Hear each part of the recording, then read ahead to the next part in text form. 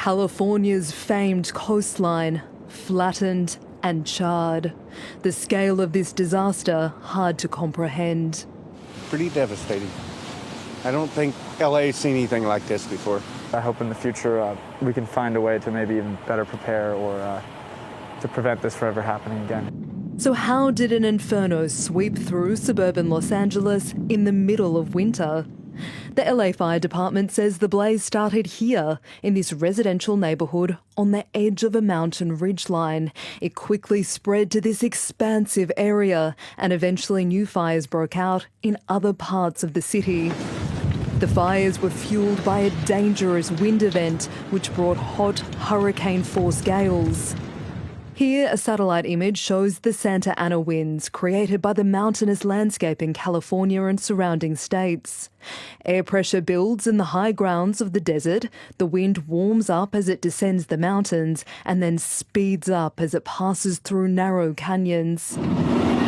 Those gusts fanned flames that firefighters couldn't control. The fires will not stop while those winds are blowing. Santa Ana means devil wind, for good reason. Another factor, extra dry conditions this year, an excess fuel load in the area. There's been very little rain at typically the time of the year when there is helpful rain. This is when Southern California gets its needed rain for the entire year during the winter months. It just hasn't happened. The parched grounds in densely populated areas, a recipe for disaster. The last two winters have been very prolific in terms of rain and mountain snow, and that caused vegetation to green up.